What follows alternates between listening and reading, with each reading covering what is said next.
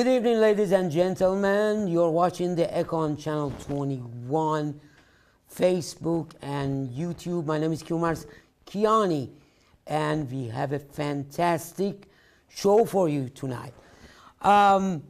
With me today is hopeful Congressman Jim Condit Jr. We are going to ask him about not only the election, but also the solution to the problems of the election. But before doing that, remember to check us out on YouTube and remember to leave a comment for us. Welcome, Jim. How are you doing today? Thank you, Doctor. How are you doing? Thank you. Good, good. We wanted to find out more about you. Okay. And first of all, lots of people know you, but lots of people just started to get to know you and to get to know this show. So why don't you introduce yourself and talk about yourself and give us a little bit of your bio. I'll do so briefly. Most people don't know me. My name is Jim Condit Jr. I've grown up in the greater Cincinnati area my whole life. 63 now, married in 1978. My wife and I have 6 kids. I got interested in politics and away from being a sports fanatic the day Bobby Kennedy was shot in 1968. By 1972, I was an alternate delegate to the Nixon Convention in Miami, Florida. And I got several books that you got because you were an alternate delegate or a delegate. They wanted young people because Nixon had it locked up. One was called None Dare Call It Conspiracy by Gary Allen. And that book explained that behind the major parties on the national level and the 3 TV networks at that time, there was only ABC, CBS, and NBC, and behind a lot of other things were the Council on Foreign Relations. So when I read that, it was like a light bulb moment. I went, oh my gosh, if one group controls all 3 channels, television channels, and then big magazines, we might not be getting all the information. That was my light bulb. And then things got worse from there as you find out what's all going on. 1979, I ran for office for the first time, was dragged into the computer vote fraud issue, which is very dangerous because it moves from counting the votes properly to counting them improperly, like we're all slaves in a third world dictatorship. They take the ballots away from us. And got dragged into that back then, and then learned as I went along about how we can change the Congress and the leaderships of the major parties, which unfortunately control every county. And then I also learned about a number of other things, and we'll talk maybe about money a little bit. Because to have a great society, you have to have just money justice, you might say. Sure. For all the people, not just for the 1% at the top. Absolutely. That is now happening in the United States. We're moving into an extreme vulture capitalism, which we don't want. We don't want socialism and communism. We need a limited free enterprise. The limited is that there's a sheriff to prevent the most ruthless from abusing everybody else. Absolutely. So anyway, I began running for office again in the 2000s. Put on radio ads about 911 in 2002, used the Reasonable Access Law, which I'll tell people how to use that if you're running for office. And we're organizing still to try to teach people how to get involved in their neighborhood precinct and make their influence felt in the government and take back the government. Sure. You know, we shouldn't be saying to the average person, you write a letter to your Congress and beg your go to a rally, hold up a sign, beg your congressman. No, you become the party. You become the government. Exactly. And this is something you can do. Most people can do in 30 to 40 hours a year. The leaders will put in more time, of course. Yes. So, which we're going to get to that point because one thing I realized about your activities was precinct. And to be honest with you, I had no idea what it meant until I met you. Yeah. And I learned it, of course, from someone. And let me tell you, I was in politics from 1972, actually, being involved, from 1972 to 1986, and it never occurred to me, how did the party leaders get there? Yes. Now remember, the only reason we're dealing with the Democrat and Republican Party is they control every county, the Congress, every state house, and the White House. That's if we weren't dealing with them, if they didn't have all that power, I'd say get rid of them. Let's make third parties go. The Constitution Party or the Libertarian Party. I mean, I'm for the Constitution Party, but Sure. one of the third parties, any of them would be more honest than these crooks running the Democratic Party. Did you Exactly. I just wanted to introduce Sam. I mean, no need to introduce Sam, but Hello, as everybody. you know, Sam is the man behind the closed doors. Good to see you again, Jim. He's pulling our strings, but anyway, I'm a terrible you know, that's why you are on this show, Jim, because this show is all about the information that they don't want you to know. Exactly. And we're talking solutions. I'm not in favor of just talking problems. Yes. Some people get into a rut where they're just passing around bad news on the internet. Yes. And we start our 6-minute video, There Is a Plan. Okay, it's called There Is a Plan. We start that by saying, passing around information on the internet is a start, but it's not a plan. And then we Exactly. go into 6 minutes. Exactly. And I think you can find that at networkamerica.org. Sure. Or you can find it at There Is a Plan on YouTube. It's a 6-minute video with a little cartoon hand. Okay. We tried to make it kind of fun. You Sure. can be the judge if it's fun or not, but we try to Absolutely. give you the info. Absolutely, absolutely. And then the other question that just popped up in my mind is that, do you think politics and politicians are fundamentally filthy and just, you know, corrupted? Yeah, But- I think there's a whole, maybe more than ever, thanks to the internet. Okay.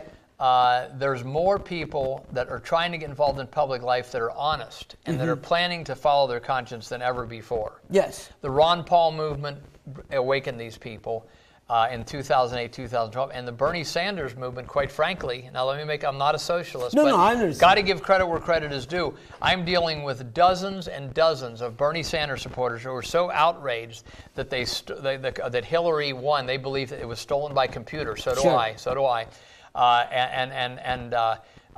They are awake and they want to do. And I have a conference call coming up soon with a number of these people. One gal in California I ran into is just like a dynamo. She's getting all these people on the call, called a Network America Leadership Call, and I'm going to explain this information to them. And I'm going to say, please, some of these people, they're telling me, have 90,000 on their Facebook page, 120,000. Yes. Some of them have YouTube channels that are reaching 20,000 people every time they do a show, or in some cases more than that. So they already got the network there to take over the Democratic Party, or at least to get on the playing field in the precinct system, okay? So if they just will do it, then that can, and the Ron Paul people, quite frankly, it's disgraceful. They've all dropped out. It's disgraceful, and they're my people. The Ron Paul people Exactly. are my people. But daggone it, get up off the mat. There's enough people in the Ron Paul movement. I'm right of the center. I don't truth in advertising. But you know, you take the NRA, you take the Right to Life movement, you take the Christian Coalition people, the Tea Party people Yes. who are grossly misled by the same old neocon warmongers. But they're good on domestic issues. But they Yes. got to wake a little bit up. We got to grow up right now, or we're going to lose the country. We're going to lose the Absolutely. country and the world if we don't Absolutely. stop these criminal cliques that are running our money, our media, our military, and our White House and our Congress. So. Exactly. So I'm going to talk to these people. I have more hope of the Bernie people making life thankfully rough on the Democratic Party crooks and opportunists than I do that'll happen faster than the Ron Paul people, but both can happen. You know? Yes. And why do we need to deal? Again, the only reason there's two reasons we need to deal with the Democratic Party, because I have people on I founded to watch the vote election integrity group. Yes. And I have 3 of our 7 board members at the time said, I will not work in the Republican Party. I will not work in the. I understand. We got 300 million people. Not everybody has to do it. Yes. But we need 300,000 that will do it in the Republican and in the Democratic Party, and they stay in touch with their Libertarian or their Constitution or their Green Party people.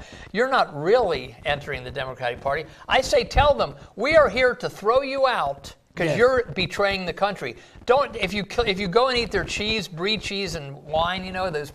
Just do it, but tell them I'm drinking your wine, but we are to kick you out. You're not doing your job. Don't go in there and pretend like you support Joe Biden or John Boehner. Yes. These people are betraying the country. So that's what I say to do, and we only need 300,000 or less in each major party. And why do we have to deal with them? Because they control every county, and the counties control how the vote is counted. So how are we going to get the vote counted right unless we put people like us in who change back to paper ballots, Yes. counted at the neighborhood precinct, before the ballots leave the precinct. Yes. And that's something that I run into all the time. Unfortunately, I've been dragged into this vote fraud movement in 1979. Yes. That's a lifetime ago. What is it, 36 years ago? Yes. And I don't say that the oldest guy always has the best idea, because that's not true. A Yes. lot of times a lot of times in history, the younger people have come along and fixed the rut that the old people were fixed in. But I will say this, having that experience, I run into all kinds of people in the election integrity movement, and they'll say, as long as we have a paper trail, like if we need a recount. No. We've got to have paper ballots. Yes. Counted at the neighborhood precinct. That's about Yes. 200,000 neighborhood precincts. Yes. From the neighbors are picked in advance by random. Yes. You'll have you don't know. It'd be Democrat, Independent, Republican. They'll count the votes in broad daylight, right as the polls. So you need paper ballots counted at the precinct before the ballots leave the public site. The Yes. ballots are not allowed to leave the public site. That was the rule generally for the first 180 years of this country. Now it's like everybody is supposed to trust the boards of election. And remember, the founding fathers said to be distrustful of government. Yes. They did not say to trust the government. Yes. They said to be Yes. trustful, very distrustful, right? Yes. If I said, hey, everybody, I, Jim Condit Jr., I will count the votes. I hope you would be mistrustful of me. I hope you wouldn't let me go in the back room, take the ballots from you, say you can see them 21 days from now while I got my people switching. No, you be distrustful of me or anybody else. Yes. But these daggone people running the Republican and Democratic Party at the Board of Elections, they act like you're committing a crime or an act of anti-patriotism if you ask them, where did the ballots go? Yes. Yes. How dare you? Yeah. How dare you ask? Yes. So this is some of the stuff we're going to be talking about. Yes. You got to go in, and then what I would say is you get the ballot count right. Mm-hmm. Okay. Let's say it's for all the people that hate the Democratic and Republican Party for what they do as much as I did. I always say I don't even wish that they stubbed their toe. Okay. Yes. I don't even wish that they stubbed their toe, but I hate what they do. I hate them. Do you hate them more than I do? Maybe, but I don't know. I'm not sure anybody can hate what they're doing more than we can. Yes. So when you get in, if God willing, we get people taking over these county parties all over the country, and they get in. When they get in and change to a fair vote, maybe the Democratic Party might want to say, "I'm rooting for we're endorsing the Libertarian Party candidates because we think these two major parties need to be changed, like the Yes. Whigs were thrown out." So I'm saying, be that blatant. Say the only reason we're here, parties are a tool. It's not my religion. I don't have a shrine in my house to the Republican Party and worship it. It's a tool. You use the tool to fix the country. And this idea of we're going to be party loyalty while we're betraying the country, we need to laugh at that and get it out of people's minds. Parties are only a tool. In fact, George Washington was against parties. I don't know if you can do without parties, because Yes. people are not. But we shouldn't only have two parties. There's a little more shade of belief than that. Go ahead. Exactly. No, I just wanted to ask you this, because in this country today, lots of people, lots of these liberals basically are Democrat. And what they say is, oh, okay, this is, Republicans are against the minorities, Republicans are against this, Republicans are against that. I just wanted to point this out, that the party that was on the side of the minorities and black people was the Republican Party. Yeah. And nobody remembers that. And why do you think that the old, politicians, the old political movement is way too different than today's, political movement and politicians? What has changed? Well, now again, feel free to disagree with me on anything I say Yes. here. So a more interesting show if we disagree on anything, but not that I'm urging you to disagree. But I do believe the minorities' sense, and remember, according to what I'm hearing, we still have 68% white, 12% black, maybe is it 15% Hispanic, and then 5% from other countries, of which you're a citizen from Yes. another country. Yeah, Absolutely. So that's what we have. Okay, now if I feel this way as a white person. I'm not one of the 1%. I look at my bank accounts just about every day, like many of you do, trying to keep out of the red. Exactly. So Come on, Mr. Whitebread. Quit oppressing me. Exactly. Keeping me down. So I can see, though, that the minority, if they sense something's not right. Now, let me say what's not right, okay? And it's not your middle-class white people that are doing this. You got the 1% and around Goldman, not everybody that's rich, but the Goldman Sachs, that's the commercial bank in New York City. Some people say the most powerful one entity in the world. Some people say that, okay? And we could talk about that. Then the Federal Reserve Board, the Congress stupidly delegated to the Federal Reserve Board in 1913, 103 years ago, to issue our money. That crowd, the Goldman Sachs, and parts of Wall Street and the international banks, IMF, these banks are not loyal to any country. No. They're trying to transform the countries to be, as Pat Buchanan said in 1996, they wanted the United States to be a province in the New World Order. Exactly. And that's what they want for all the countries. They want that for every country, for Iraq, which they've pretty much destroyed, Iran, which they have not been able to destroy yet, and God willing they won't, Libya, which they've been able. So all these countries, China, they wanted Mexico, they wanted to be a province in the New World Order. And all this boils down to the improper issue of money.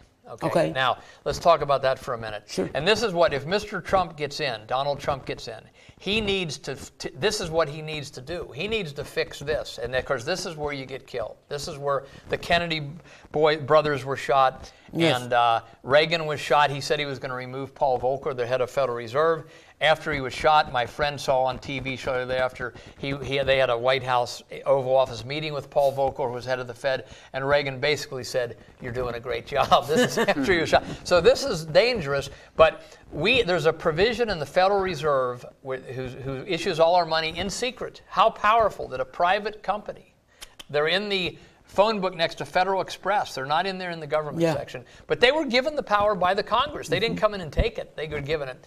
How powerful that they issue money, and since 2012, and for most of their existence, they say, we're not going to tell you how much we issue each year. That's going to be a secret.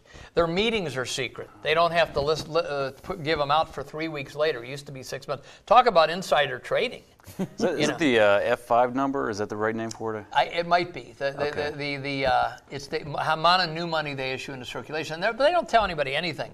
Congressman Ron Paul, and Republican Congressman Grayson, a Florida Democrat, really needled the Fed people. Yes. It's hilarious. And Grayson was laughing while he was needling him because they were dodging. He said, you don't know where the $3 trillion went? Exactly. And the Fed, Janet Yellen, or who's ever there, So the point is, but let's just assume for the moment that they have the best of intentions. Now, I don't really assume, but let's assume the Goldman Sachs and the Fed have the best of intentions. Okay. Now, again, I don't assume that. I want to indict them and put them on trial, put them in jail for the rest of their life for what they. But let's assume they have the best of intentions. If they did, they are still 110 years behind the times, because ever since Henry Ford perfected mass production of the car and then everybody copied it. This is before the computer.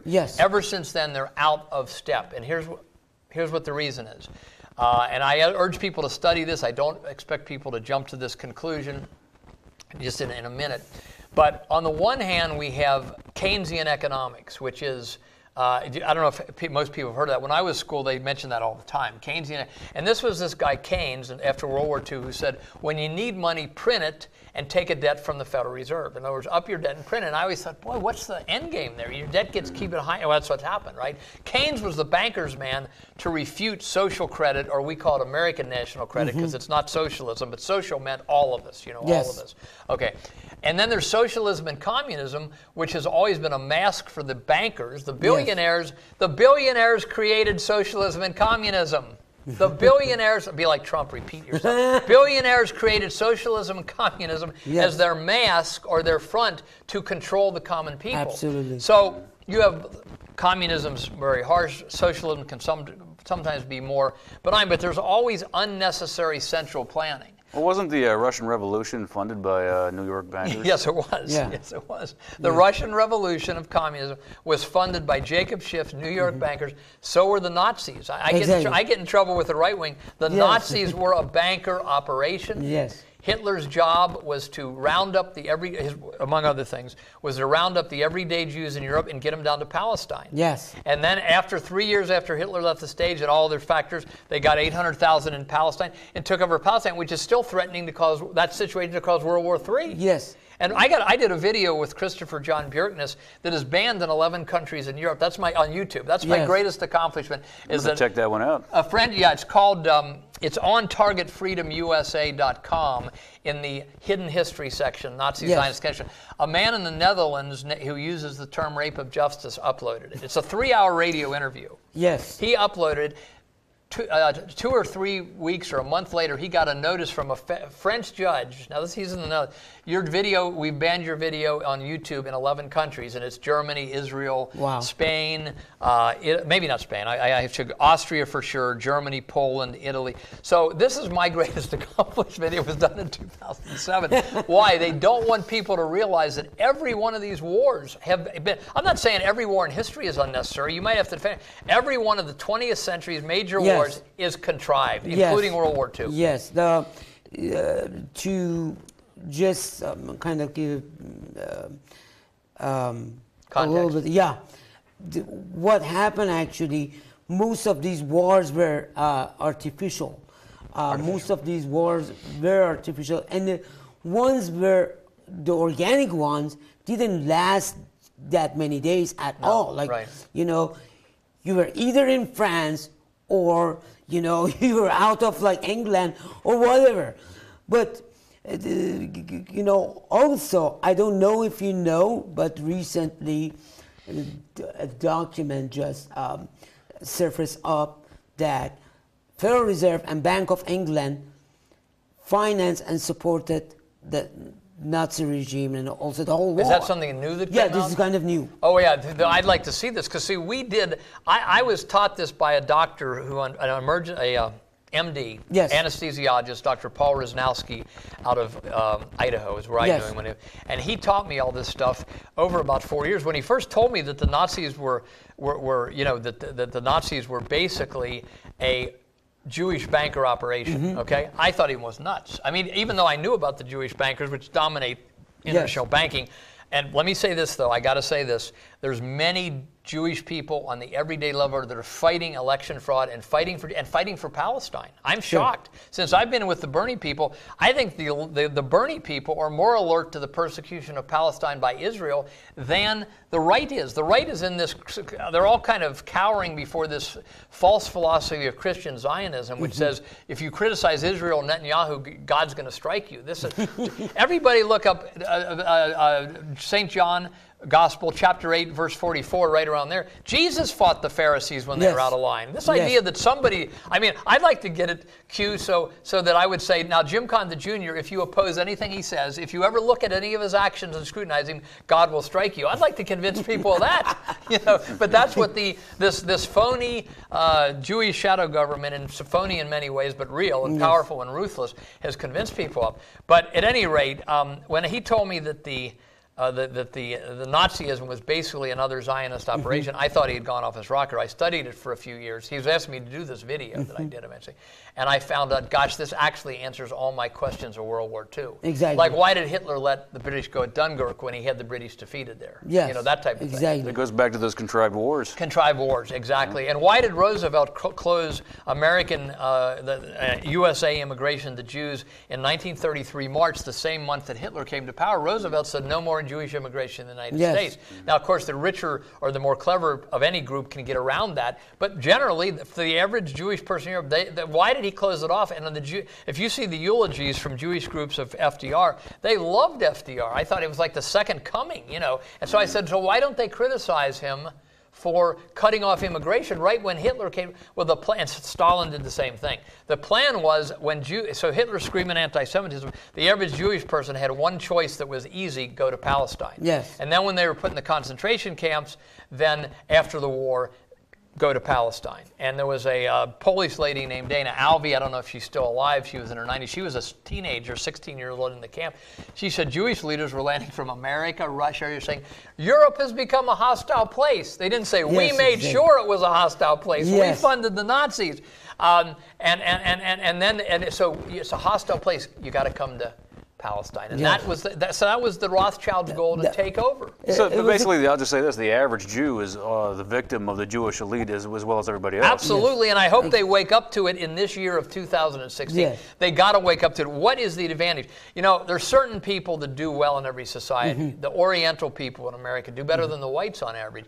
The Jewish people do well in every society. I imagine that the Lebanese and the Iranians so forth do good. So why the Jewish people are going to do well, why they need to keep going and shutting up to the extent they're aware of it is actually counterproductive. Yes. This is why Jewish people have been kicked out of 100 countries, have been kicked out of countries over 100 times in the last 1,000 years. Sometimes it was, I say it that way because sometimes it was the same country in different centuries.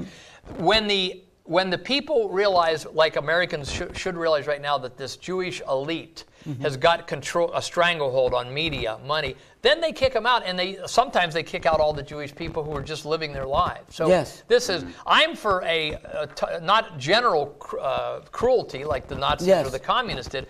I'm for pinpointing the people who are guilty, putting them on trial, and Sure. removing them. That's what we should Sure, do. that's why we try to educate people about. Exactly. That's why these you're doing this events. show. That's Exactly. what you're doing. Jill Stein, if I can say this, she's the presidential party for the Green Party. Yes. I just heard today, I trust the person that told me, she has called for an end to all military aid to Israel until they quit persecuting the Palestinians. Sure. That is a big statement for somebody on the left, Yes. and she's Jewish. It's Jill Stein Exactly. is Jewish. So I want to give credit where credit is due, even though by far, everything we're talking about here, the problem is the Jewish shadow government, the organized Jewish shadow government, which is organized, and would just as probably more quickly kill their own people than Absolutely. kill someone like me who's running around and doesn't have much power. Absolutely. Well, that's a big faux pas for a Jew to speak out against the Jewish establishment. Dangerous. Exactly.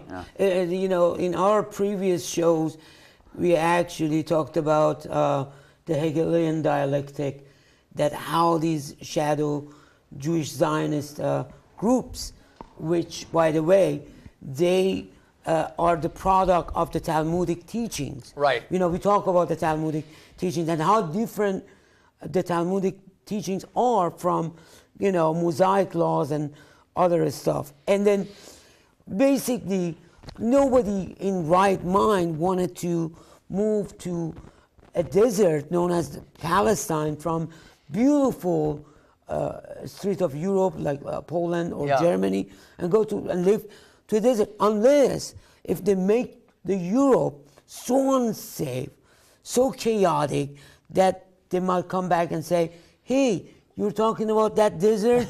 Where is it again? You know? That's exactly right. And that's why they had to make life very uncomfortable for the Jewish people in Europe, because they didn't want to go. Zionism was getting nowhere until Nazism came along. Exactly. So- They work like hand to hand and you know. But let me ask you this. Yeah. Since you brought this. And I got to get back to the money Sure, to sure. finish that, but go ahead. Yeah, go absolutely. No, I just wanted to see what's the connection between this Zionist shadow government and Hillary, because we see after the WikiLeaks released these emails, she is all over the place. Like she is, you know, on the side of Saudi Arabia, which I think Saudi Arabians are working with the Zionists too. Yeah. And they're hand to hand doing some very, very disastrous decisions. Like they're making decisions for all of us without even thinking about the consequence of what's going to happen. Yeah. I'm a little bit puzzled at why the Zionists and the rest of the political establishment, the old guard, is banking on Hillary. Hillary is the worst television candidate in the history of television. She's worse than Al Gore, and I used to get uncomfortable. I totally despise Al Gore, but I would get uncomfortable listening to him try to express himself. Like, is he going to make it through the paragraph or not? You know, Hillary is worse than him by far, because she's so obviously robotic, scripted, lies all the time in the public, commits crimes that are now in the public. You know, so I'm puzzled at why they are banking on her so much, but they are, at least to this point. because she's so bad. So I don't know why maybe they thought she would turn out better. I think they thought Al Gore would turn out better. I believe that they were hoping that their first black candidate got behind would turn out better than Barack Obama. Now, he's got a great voice. That's the one thing presidential about him. His looks are not presidential. His gangly running up and down stairs is kind of awkward. I'm not sure he can give a great speech. To give a great speech, you have to be telling the truth. You have to be eloquent. So when they say he's a great speaker, I say no, he has a great voice. And he does have a great voice. So did Nixon, so did Reagan. They say a lot of these presidential candidates, their voice was their main. So Obama, but I thought he could have turned out better. He's a chain smoker. They try to hide that from the public. They don't like that. That's like a sin these days. Yes. So, I mean, not that I'm for smoking because it hurts people's health, but I mean, the point is, I think, but Obama, for what they wanted, is a lot better than Hillary. So I don't know. The Clintons have been tied in, but Bill's looking very sick. I think they're damaged goods, but yet I don't. So that's an advantage for Trump at this point. I suspect that they might be forcing Hillary on us, just as they keep intensifying the domination. This is part of beating us down. You're going to accept her. Because we have the power. Right. So so it's like shoving more vomit down our throat, if I can be gross. Now, for instance, when the Supreme Court said approved homosexual marriage, they had those rainbows ready to go up on the White House. Now, I don't care which side you're on that issue. That was telling all the Christians, we now run the people that are against tradition, we run the country, take it. So they like to dominate, make people feel powerless.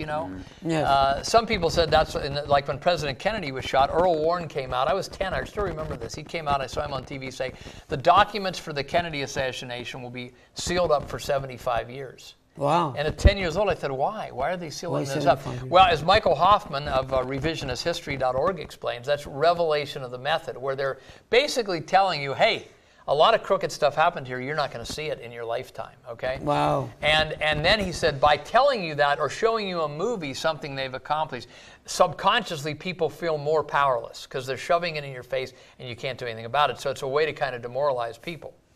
Let's not be demoralized, though. Let's just get madder when we see them doing something like that. Exactly. Wow, great point. But going back to your point about the money. Yeah, I want to say what should be done. And again, we could try anything better than what we're doing, and you could tweak it if it wasn't working right. But what C.H. Douglas said, and he was an Englishman who noticed that things were off when he was managing India for Britain in the 1910s and teens. About 1917, 18, he came out with, and he said basically, the machines, and there were no computers to speak of. I don't know if there are any. The machines are going to do more and more human jobs. Okay, they're going to. Then he didn't even know about computers. Computers are now doing what 100 people could do, maybe 1,000. I'm now going to the bank and putting deposits and withdrawing money from the ATM. Most of the time, don't even have to deal with the ladies in the bank. And I asked them, I said, do you like it when we go to the ATM and don't bother you? They said, well, eventually that's going to mean some of us are going to get laid off. So we have this situation where machines are able to produce more goods than ever, and where they are doing the work of a lot of human beings. So we live in an age of plenty. That's the first thing I know every country, there's a famine now in Haiti, but the developed countries, and there's enough, I think, for the whole world, we live in an age of plenty. But we're not issuing money that way. We're issuing money like we still live in an age of scarcity. Okay. So how does the Fed issue money? And Goldman Sachs, they're actually a commercial bank. They actually do give money to industries, but not to individuals. They don't have branches on the corner like PNC and Fifth Third Bank. But how do they issue money? Don't know. They won't tell us. And the Congress is too weak or too compromised to demand that they tell us, or they take it away from, which is what needs to happen. Socialism, centralized planning. C.H. Douglas said, we do not want unnecessary regimentation of human beings. And sometimes, I'm not an extreme libertarian. I think the stop signs and the double yellow line are good. That's necessary to stop people from... Not a fan of the roundabouts. I don't even like the roundabouts that I got lost on coming here for the second time. But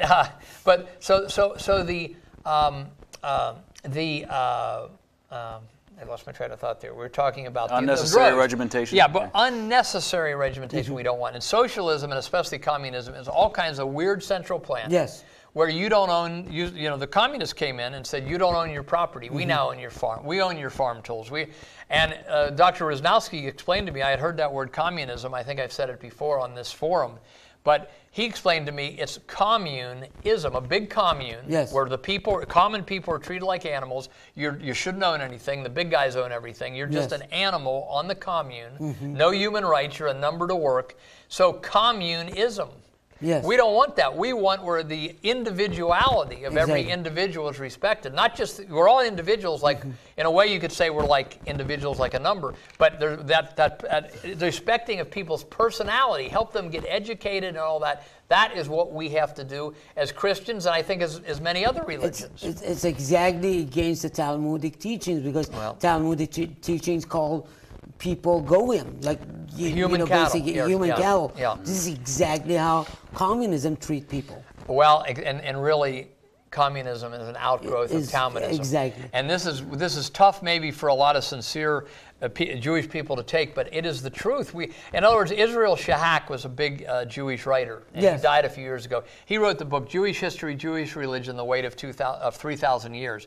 And he said, we got to get rid of some of these teachings. First of all, the internet, everybody knows they're there now, that only Jews are fully human, that it's okay for Jews to cheat or kill yes. non-Jews if they can get away with it, they think it's a faith right. That Jesus is dying 5 deaths in hell every day. Yes. That Mary was a prostitute who was impregnated by a Roman soldier. All this stuff. That he's saying we need to get rid of these teachings. And so it's not just non-Jews who have exposed this. Many Jewish people many exposed Jewish it. people too. So the Talmud, which is used in 99% of American synagogues, I'm trying to say, I don't want to hear somebody, if they heard this tape, ask me, you look anti-Semitic. I would want to ask the rabbis, you're looking anti-Christian. Defend to all of us why these things are in the Talmud. Exactly. So yeah, now the money, getting back to the money real quickly, what C.H. Douglas said is money is a ticket for goods and services. So you go to McDonald's, you go to the department store and you buy some clothes, you're giving them a ticket to get goods and services, yes. right? Okay. It is okay to back up money with hard metals, okay? It's in the Constitution. Sure. Nothing wrong with that. When President Kennedy issued his $5 billion of $20 bills in 1963 in June, he backed it with silver. Nothing wrong with that. And some people say it's essential. I don't think it is, but it's good to have the dollar tied to something tangible yes. that will survive if the currency collapses, because many currencies have collapsed. Some people say all paper currencies have collapsed. Really not true. I mean, France and the United States, a lot of countries have been going for 200 years. Yes. But they might be collapsed or on purpose collapsed, would be what I'm more worried about. So, there's 3 questions. Should we back money with anything? So let's just say yes. Even the people that believe in this social credit or American national credit, the ones that got money got gold and silver. Yes. So that's kind of a testimony that it's okay to back with gold and silver. So let's say we're going to back with gold and silver, or it could be platinum. Eggs are not so good because they spoil. Soups are not so good. But gold and silver has stood the test of thousands of years, right? And you can portable and all that. They're not so good to go and buy a piece of chewing gum with. So that's why paper money came in. So we're going to back it. Now there's a second question. How much money should be in circulation at any given time? I never hear anybody ask this question. I never heard Keynesian economics ask it. Never heard Ron Paul's belief, the Austrian economics asked it. How much money should be in circulation at any given time? And the Fed says we're not going to tell you. Okay, and what they're doing is they're issuing. They know this. What I'm saying, they know this. That's why they started a bunch of stuff to block the people taking over more power with the social credit. And by the way, if anybody wants to research this, This Age of Plenty by Louis Evin is free online, free online. Okay. And an article, The Money Myth Exploded, is free online. Wonderful. The Money Myth Exploded.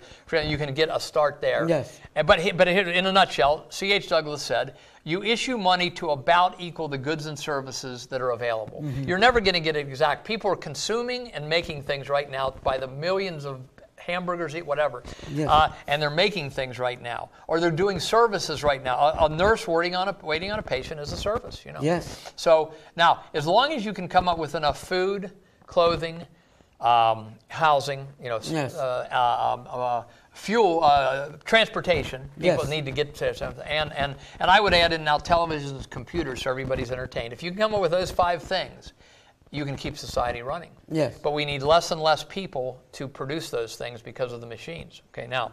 I got a question Yeah, for go you. ahead, go ahead. The most interesting idea I've heard lately about an economic system is mutual credit. Do you know anything about that? Or No, okay. I never heard it. Well, we'll say what it is. Let me say this, and you kind of introduce it here to me too. So he said you GNP, which we already have. You kind of estimate the goods and services. Yeah. You equal money to equal those goods and services. Yes. Okay, that's the second question. And he says do it scientifically. Do it scientifically. Okay, that's the second question. How much money should we issue? Now, according to a man I trust who studies social credit, I think his name is Heydorn, Heydorn, or maybe it was one of the other fellows. He says that in 2014 we had $16 trillion in circulation. Okay. Okay. I'm sorry, scratch that. $16 trillion GNP. GNP. In the USA. Okay. 16 trillion GNP, but only 9 trillion in circulation. 7 trillion too little. Okay. Okay. So he said you would issue the 7 trillion now to fill that gap. We're talking Yeah. about a gap. It's not the Sure. clothing store, but the gap between money in circulation Yes. with the average person, the everyday people, and the goods and services that exist. Okay. So then we come to the third question, and that is, so that can be figured. That can be figured. What's happening now is the bankers at the Fed and so forth are issuing the right amount of money. They're taking 7 trillion off the top. That's how they're trying to steal Europe and buy all those European countries. You know how they're calling them the pigs, the Portugal, Yes. Italy, Greece, and Greece. Spain. They're calling those countries the pigs when they're the ones hoarding all the money. Exactly. As Father Coughlin said in the 30s, he was the first Rush Limbaugh. He had 20 million listeners on radio on Sunday. He was like the Rush Limbaugh then, and he said, we're not in a food famine, we're in a cash famine, the Great Depression. Wow. Yep. There was not enough cash. So now there's a third question. How do we distribute the money that we issue each year to the people? How do we do that? Now, if we didn't have enough goods, you wouldn't be able to make much money. We got a problem, and this blows the conservatives' minds away. Yes. We're too rich. We got too many products. The machines in that have produced too many products. Yes. That's the problem. It isn't 500 years ago where people had to just scrape through life, milk the cows at 5. They had to scrape through life to just make it. That's not the problem we have. We're too rich. So how are we going to issue the money into circulation? Well, there's only 2 ways. And if anybody, you can go to letfreedomring2016.com and write me at the address. If anybody does a third way, Sure. maybe you're going to say the third way. You can either issue money from the super banks Okay. to the local banks, to the businesses, and then the wages are paid to the people. Okay? That's one way. That's the way we've been doing it. And you can never, C.H. Douglas said, in the modern age, you can never get enough money into circulation that way. Yes. And I won't go into that, but there's solid reasons why you can't, okay? Because, for instance, a product has all the costs, the wages, the materials, the lights, and the telephone. So by the time you sell the product, it's way more than all the wages. Okay? Yes. So we can let the bankers keep doing it. And let's give banking was invented by the Rothschilds and their fellow people, probably most of them Jewish. Yes. And if they had treated mankind right, they would be some of the greatest heroes in the world by issuing money right. Donald Trump could now become one of the greatest men in history if he latches onto this and fixes the money system. Yes. Henry Ford said he said the young man who will be able to explain to people how money should work will be more viable than military generals. Wow. Okay, so I'm giving Donald Trump advice right here on the Echo, and I Yes. hope it gets to him, and it might. He does watch a lot of stuff, and that is, here's the way that it should be issued. Okay, you issue it, you figure out how much money you need, and you issue a check to every adult. I would say every adult over 25 myself, because I want people to strive to be something and finish college. Sure. Some people say, no, you're being a fascist. Just give it to all. Give it to everybody who's 18 and older if they can go fight. So you issue a check to every adult in the United States. This could happen in every country, but let's just take the United States. Yes. And that would be $1,600 a month right now to every adult in the United States. Now, some say, boy, that sounds like socialism. Well, one difference. And the Vatican, when it was the Vatican, back before it was taken over by these bankers in 1958, in 1939, they said, no, this is not socialism. Why? You get your check and you spend it how you want. Or you save it. There's no central planning. This is Okay. economic democracy. It sort of reminds me of what Libya was doing, what Gaddafi was doing. Gaddafi was doing social credit. He was Yes. killed, I think, in part because he was using money to help They his didn't people. like that. They didn't Okay. like it. They didn't like it. Absolutely. Oh, wow. So Gaddafi was giving, like, if you had a child, he gave you $50,000. Yes, exactly. So the point is, some people could say, "Oh, I agree with that. I don't agree, whatever." But this is how you. So you get the money into circulation by sending a check to every man, woman, and to every adult, and then they spend it how they want. Now, okay, let's deal with something there. Somebody could say, "Well, you're getting free money then." Okay, and true, it is kind of true. Okay. If I had a rich uncle, or you did, Sam, or you did, Q, and you got a letter tomorrow and said, "You have a rich uncle who died. He made a lot of money in whatever, and he has left you a trust fund. You're going to get a $1,600 check a month." You say, "Great," and that would be free money to you. It wasn't free to him. So who's our rich uncle? Our rich uncle is Thomas Edison, Steve Jobs, people Yes. even our generation, Henry Ford, all the now that's the famous ones. Nikola Tesla. Go ahead. Exactly. No, I just wanted to tell you because, he knows a little bit about my idea about money, because I believe that when the first computer was made, it was so expensive that nobody could own it. Except like the military, and maybe NASA was able to do that. But then during these last years, like, it became so cheap that my nephews got like 3 of them. Three computers.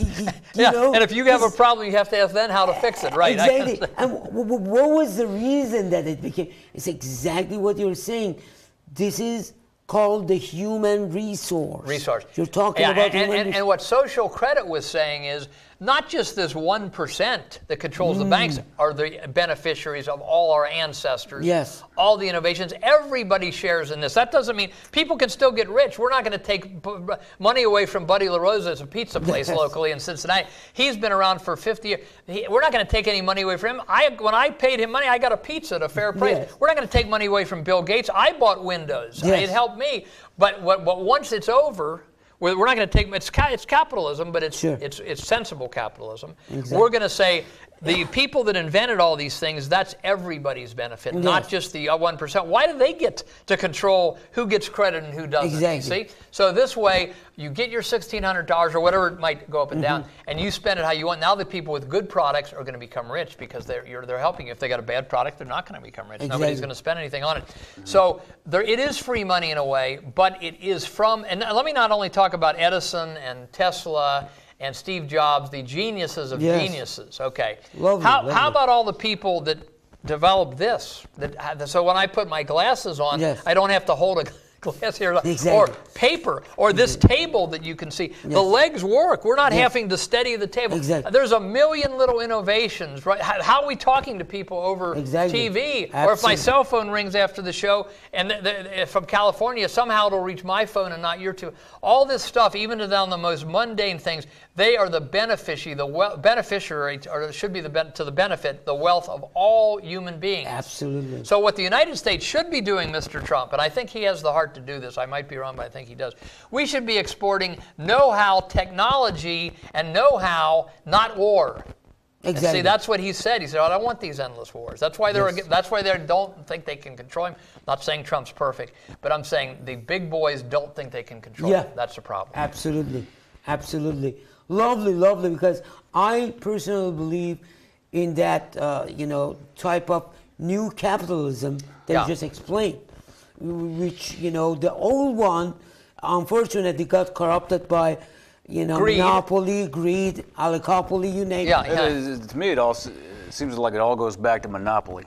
Exactly. Whether it's communism or capitalism, once you have monopoly, then basically the people are enslaved. When monopoly capitalism gets to be too much vulture capitalism, like we're now getting, it becomes very near to communism. Yes. Yeah.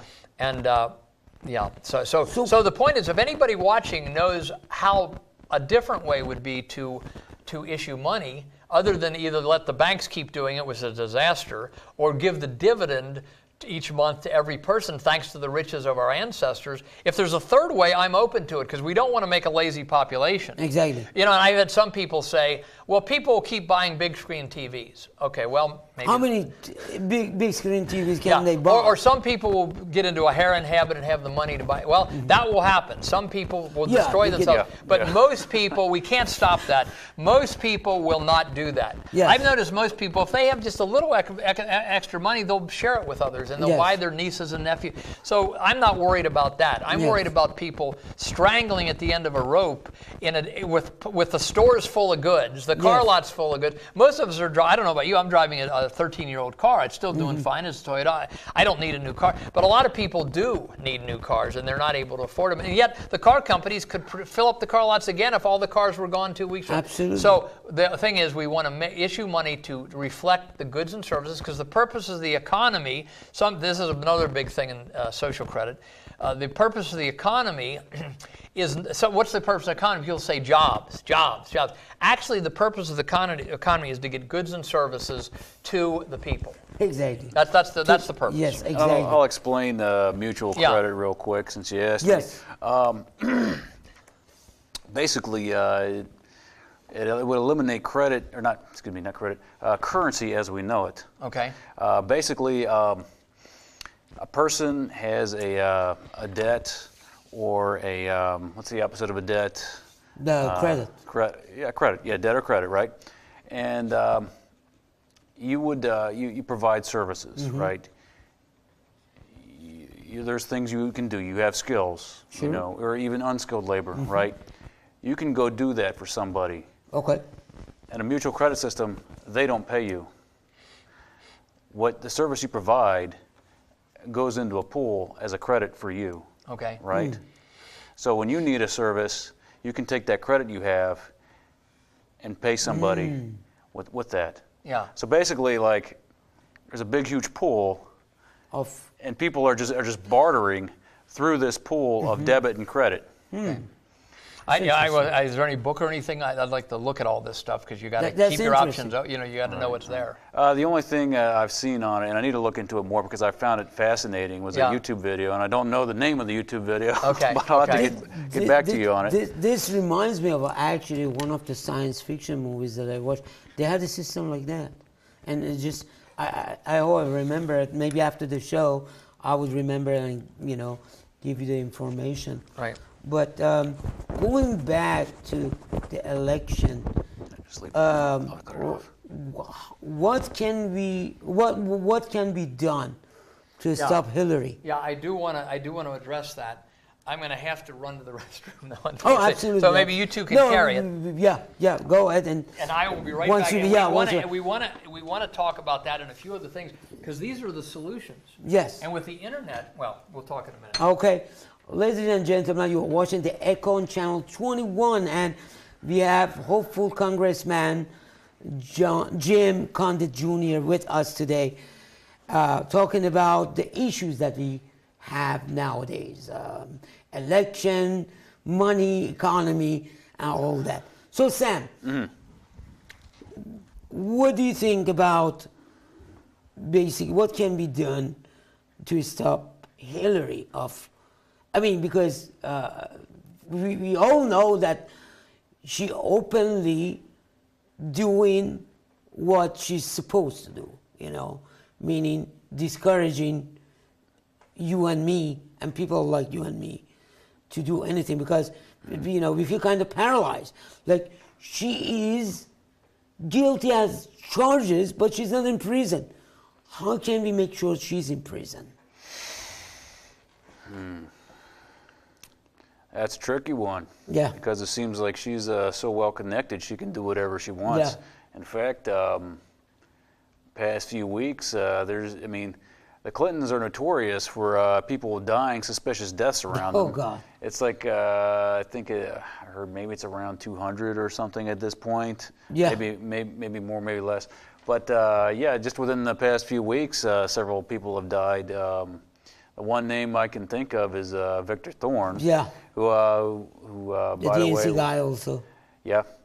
And Victor Thorne, I believe he might have been the first guy to actually put together a list of all these suspicious deaths. The people dying around the Clintons. Yeah. But Yeah, nobody wants to touch her. I think they're afraid of getting killed. yeah, But it's probably more than that. Yeah, she's very well connected. Yeah. So, but her health is pretty bad. She needs help walking up the stairs apparently now. I hear that looks like she might be wearing a diaper. I'm not trying to be funny, but you know the woman. well, depend now depends, actually. yeah. All right, yeah, go ahead. You know, speaking of crazy things going on, but a woman I heard, I think she had a fall and hit her head a few years ago, and you know, she's exhibiting signs of brain damage. She actually had a plane crash, really. Yeah. And they never talked about that. At least for about 6 months. Like in reality. Yeah, wasn't that when she was Secretary of State? Yes. She just kind of disappeared from the scene. Yes. Yeah. In reality, she had a brain damage.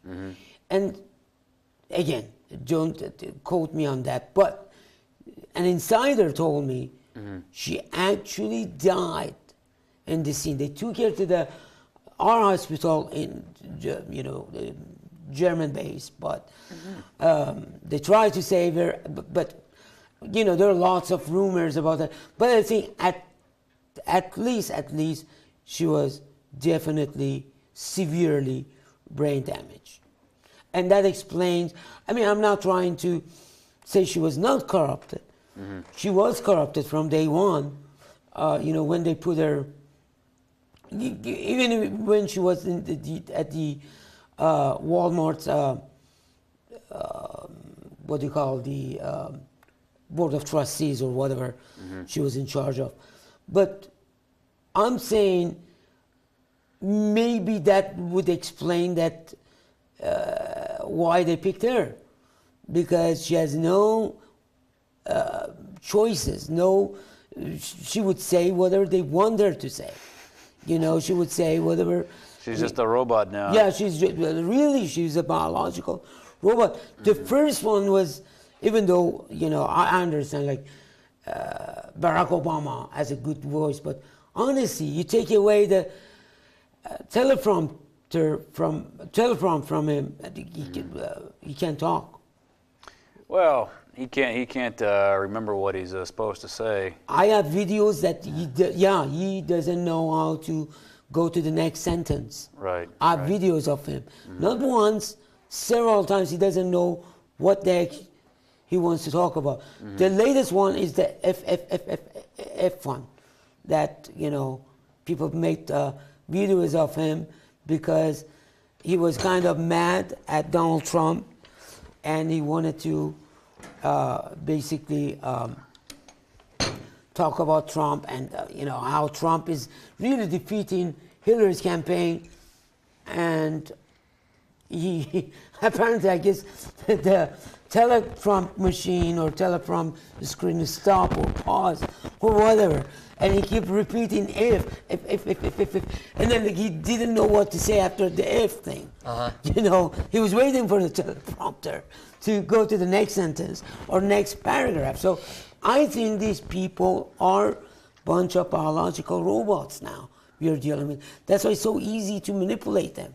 That's why it's so easy to send them to the direction that they want them to do. And that stuff is easy to scoff at, but some of the things that are going on right now, we're living in the twilight zone, and anything may be possible. So, I can't discount it. Now, are you talking about them implanting something in their brain that causes them to become like robots? Well, I totally believe so, because it goes back to McCain. Like, everybody knows McCain. Yeah. Like, you know him. Yeah, everybody makes mistakes, but nobody believed that the McCain that they remember acts or talks like the one that you see today. At least I've talked to people who, kind of were connected to him, like, at some point. Well, since we're speaking of, did you want to finish your point real quick? Or? No, I just wanted to say, when you say the name McCain, you remember Manchurian Candidate. Yeah. Well, since we're speaking of McCain and Hillary Clinton, I used to go to these political events, you know, to Yeah. you know to heckle them or you know hand out Yeah, he was flyers against them, you know. And I did Democrats and Republicans. McCain's Republican, Hillary's a Democrat. No But discrimination. I heard someone talking about like these people who are high up in these secret societies, you know, like politicians would be one of these groups of people, that they actually take on an entity, you know, as in one of their initiations, what would be called perfect possession, so that they actually have a demon, you know, so to speak. You're talking about a demonic entity. Yes, a demonic entity. Kind of the opposite of a guardian angel. What Catholics talk about, you have a guardian angel. This would be a bad angel, you might say. Yeah. So they have this thing dwelling within them, right? And these are the only. I mean, I didn't go to a lot of events, but I did notice this at McCain and Hillary, that and people have described what it looks like when you see them, you know, in person. I could McCain definitely, like, you could see that his eyes were large and black. Not necessarily that would show up on camera, but you get that, you see it in person. Beast. Right. And you can feel the presence of that evilness. Yes. You know, and Hillary, I don't remember seeing her eyes getting large and black, but I also saw that I felt the presence with her as well. Yes. You know, something very evil. In fact, Yes. she reminds me of like, I guess who was that? Was it Imelda Marcos? Who? The shoes, the Philippines. Yeah, the Philippines. Yeah. Did you ever get that evil vibe from her? I didn't. I got the same kind of evil vibe from Did you meet Hillary. her in person or over TV? Well, over TV I saw Imelda Marcos, okay. but in person I did see Hillary. Okay. Yeah. No, he has been doing that. You know, he Yeah. pissed him off so many times. But I asked Sam about what can be done Yeah. Yeah. with Hillary. We just don't want her to resign. Honestly, at this point, I want to see her in prison. Yeah. And I'm like very surprised that she's not in prison. I mean, I understand she's very, very, you know, into the game and extremely, extremely well connected. Understand that part. Yeah. But that being said, she's doing outright crimes, like, you know, the crimes that, yeah. you know. So what can be done? Okay, yeah. By the way, before we leave that last point, because people might think this is crazy talk, but Pope Pius the 11th in 1864. Again, I want to state my position. We're going to gloss over it on this show. The Vatican was taken over by the same bankers that run the White House in 1958. So when you look at Francis, these guys running around in white, you'll notice they're very favorable to the New World Order. And Benedict said, let's have an international banking. And I'm a Catholic talking like this, but this is an occupied Vatican. Now, Pope Pius XI wrote an article, a letter in 1864 to the American bishops, and he said, at that time, he said, things are going so much in the favor of the shadow, I'm going to use my own words, of the shadow government, I'm afraid Lucifer is directing the top of the secret societies himself. Now, this is not me speaking, this is a pope speaking. Now, I don't know if he meant Lucifer at their meetings, like Bewitched show, boom, just came into, or if he was possessing the top people in the secret societies. But I feel that's certainly a real possibility, you know, that we're having all kinds of bleeding between the spiritual world and the physical world. Yes. And I think it happens all the time. And this is a time when Satan has increased power, which I think is going to end. But we're really in a period where people can get discouraged watching at how things are going. So that isn't maybe as crazy as some people might think. Oh, no. But have you seen the Hillary bobblehead clip on YouTube? You know, she was talking to some reporters. I can't even do it. Yes. Her head started making, I considered scary motion. She was smiling, but it looked totally robotic and inhuman. And the doctors on Fox were last night saying, well, this is a neurological disorder. It looked to me like well beyond a neurological, but that's something everyone should Google, Hillary bobblehead. Okay, Yes. now. I'll have to check that out. I did see the one where she that- talking about ordering a latte and something like that. That's why I thought, like, she died many years ago, and what you see is like basically a biological robot that malfunctions time to time. I'm Or telling you. simply, Hillary she's, Stein. or Yes, simply exactly. she's got something implanted in her brain that Yes. Yes. who knows what is available. Exactly. We don't know all the inventions, to say the Exactly. least. Okay, It now. could be just some good drugs, who knows? But I will mention this, and I'm sorry to take away from your point. No, but No. You're good. You're Please. good. But you brought up an important point to me the other day. Is like when you were talking about the Vatican and the Pope from 100 or so years ago said like maybe he thinks it's being directed directly by Lucifer, the shadow government. Yeah. Well, he brought up the point to me that when you look at the pyramid with the all-seeing eye at the top, and the reason they never actually capped the pyramid, I mean, this goes to Egypt and I guess other pyramids as well. They never actually, put the peak of the pyramid on there, is because the very top of the pyramid isn't in, our physical reality. I see. Yes. I Yeah. see. Yes. I see. Well, yeah, it's a long story, but yeah, Okay. absolutely. Now, getting back to what can specifically be done, I've covered just a few points here. Donald Trump on August 1st, I've had up a website called openlettertodonaldtrump.com. Okay. It's openlettertodonaldtrump.com since September or so of last year. And on it, you have a menu tab that says Election Night Gatekeepers. Okay. Now, just last night, we got up a website called Election Night Gatekeepers that is not geared to Trump as much as to everybody. Yes. Everybody could read the Trump site too and just extrapolate. But Yes. Election Night Gatekeepers. But on August 1, Trump brought up in Columbus, Ohio, I'm afraid the November election is going to be rigged against me. And this has sent the media to the extent they've cut into a tizzy. And then one of his longtime personal friends and advisor, Roger Stone, who's a best-selling author, he wrote The Clintons' War Against Women, The Clintons' War on Women, maybe. He was on Breitbart, which is a pretty famous conservative internet site. Yes. And he was on the Breitbart show, one of them, and he said, he started out this way as a 4-minute clip. He said, election machines are basically computers. And he Yes. says everybody knows today that computers can be made to do anything. He Yes. said, could they rig the November election with computers, with election computers? Of course they could. And then he went on from Absolutely. there and he said, we will not accept, if all the evidence, like the big crowds and everything, are against Hillary and they claim she won by computer count, we're not going to accept it. Her inauguration is going to be chimerical. We're not going to have a government. The government is not going to be a government because if we can't have an honest election, what do we have? Wow. Okay, now, that's exactly right. Trump needs to bring up at every stop, I'm afraid that you're going to computer rig the November election against me. That's where they take votes from me and give them to Hillary. And he should say, everyone get Hacking Democracy, which is a 90-minute HBO documentary. HBO put it out, so that has some credibility with the average person. And we don't need to hear it's HBO, but that'll help them.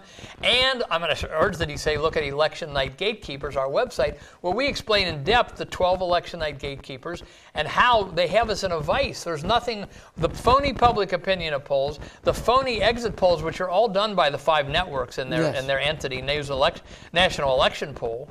Yes. All the exit polls are done under the supervision of National Election Poll, which is owned by ABC, CBS, CNN, NBC, Fox, and AP Wire, the 5 TV Wow. networks and AP Wire. Most people never heard of National Election Poll. Why? Their owners, the 5 TV networks, are not telling you. Wow. So those exit polls are totally open to question. And then the computer counts, you basically count and vote in 99% of the country. They take your ballots away, run them through computers, and you say, could we see the ballots to make sure in 21 days till the recount? Well, if you're trying to steal the world, the county, the city, the state, the country, that's plenty of time to shift the ballot. So in order to highlight that, Trump needs to mention in every speech, I'm afraid they're going to rig the November election against me by computers. Everybody get Hacking Democracy and go to Google Election Night Gatekeepers, look at that, and he should probably say, computer rigging is where they take votes from me and give them to Hillary. Well, very quickly, why do you think that Donald Trump is a better choice for America today? Well, if he does what he says, and a lot of people don't believe he's going to do what he says, and I don't know. I'm going to put in my video to him on Open Letter to Donald Trump that's about to come out. They are going to try. They might set off a mini nuke somewhere in the United States and try to stampede Trump into declaring martial law and going to World War III, because he doesn't want to be pushed around by anybody. But he's got to realize if that mini nuke hits, it's going to be from the Mossad and the dark side of military intelligence, not from the Arabs and the Muslims. Okay, so don't let yourself be stampeded. But if he does what he says he's going to do, bring the jobs back, especially if he would start to issue money properly. He doesn't want to get in a war with Russia. He doesn't want to have any more wars in the Middle East except to go and destroy ISIS. And ISIS, I don't know if you caught what he was saying yesterday, which was August 11th. Trump was saying over and over again, Obama is the founder of ISIS. Sure. Obama and Hillary. Now, Yes. for some reason, again, he didn't elaborate on it. He should have said, but he did say it, and Rand Paul said it at the beginning of the campaign. They left $1 billion worth of American military and vehicles behind, and they let ISIS take it. That's how they're the founder. Yes. That's how they're the founder. And Yeah.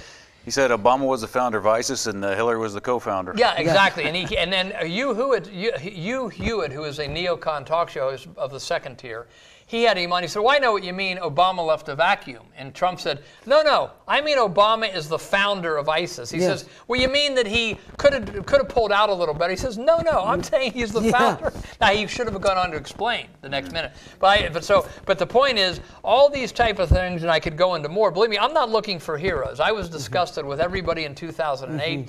I liked Ron Paul in 2012, but Ron Paul created the same type of demoralization when he stood down as Bernie Sanders did. Now, Ron Paul didn't endorse Romney, but it created the same demoralization. But I'm not looking for heroes. I noticed that Trump said a lot of things that no other candidate is saying. He said to the Jewish Republican group early in 8 months ago, he went before him and said, I'm not convinced Israel wants peace with the Palestinians. Before the Jewish Republican group. I'm sorry, that's out of the ordinary for someone to say. And that's what I think they're afraid of. It isn't that they don't all know Trump and he doesn't know them. The Goldman Sachs ego is afraid of the Trump ego. They're afraid they're not going to be able to control him. That's what I think is happening. I hope he does half the stuff he says. But he in other words, other things that he should be doing. One is they're saying don't use Twitter anymore. The media is saying it's not presidential. Don't use Twitter. Don't use Facebook.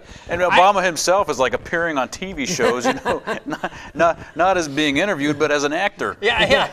And he has a Twitter account too, but they're afraid of Trump's Twitter account because he's got 22 million people on it. And as soon as they tell a lie, he can whack them in the head. Yes. So Trump needs Twitter and Facebook more if he's the president than he does now. And every candidate should. Trump finally did what Ron Paul, I was hoping, would do, and what Buchanan was at the beginning of the internet.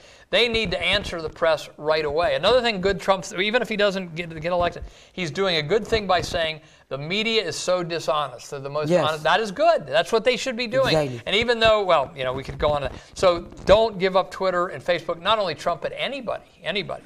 Yes. I only have 600, I have 1,000 followers. I don't have 22 million, but I'd like to have 22 million. Okay. We talked about the money. Now, the precinct project. Now, and we can relate it to Trump. Also, if you could, after the precinct, if you could talk about the centerpiece of your campaign running for, as congressman, you're running for congressman. Yeah, the centerpiece? Yes. Of your campaign. Yeah, these are kind of the issues that are the centerpiece, though. Okay. Okay. I mean, I'm going over the issues. All right. Trying to educate the public. Great. Like to get elected, but there's a lot of things going against an independent or a third-party candidate. So, but I can at least educate. We put on radio shows on the radio station locally, the big talk station. One of them we put on ads on the others.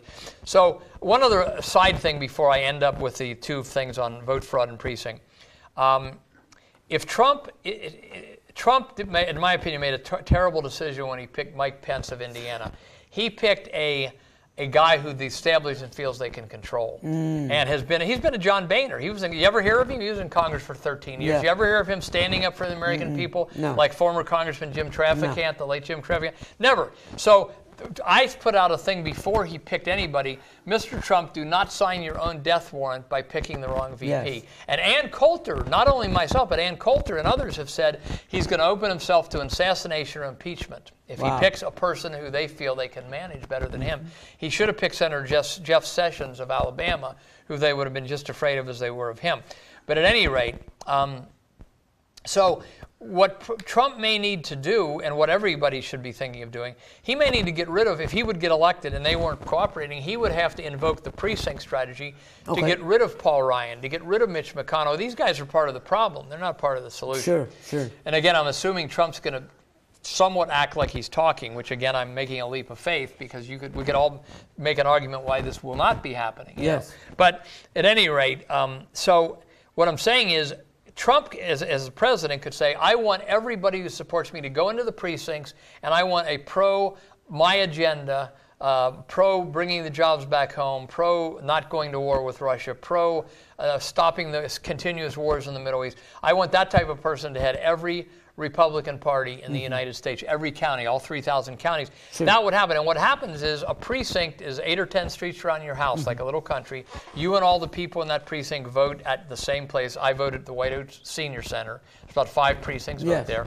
about a few miles away from my house. Everybody votes at their precinct, but that precinct also elects. Go ahead. How do we find the address or the place of precinct? Yeah, you call your Board of Elections in your county, you give them their address, and they will tell you what precinct you live in, and you can get a little map of it online or from them. And it's 10 or 12 streets around your house generally. About 500 voters, about 200 or 300 people usually vote.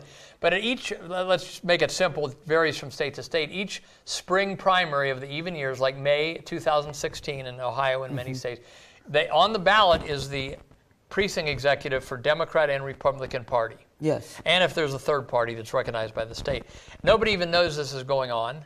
1/3 of them are vacant. 1/3 of these places are vacant. Oh my God. So if you run and vote for yourself, a lot of times you'll win, or it's only 12 votes or 50 votes to decide. But here's the big secret, and I got a video out there called The Strangest Political Secret. A month after the May primary in June, there is a meeting of the Republican Central Committee here and the Democratic Central Committee here, maybe on different nights, different buildings. The precinct executives who were elected in May go there and elect the party chairmen. This is where we're losing the country. Oh. Again, we got to focus on the Democrat and Republican Party because they control every county. That doesn't mean you can't build third parties at the same time. I'm all for it. But you got to go into those parties. You got to change the party leaderships in each county, and then you change the voting system to an honest vote count at the precincts, counting the votes at the precincts. And I'll repeat how they should be counted in a minute.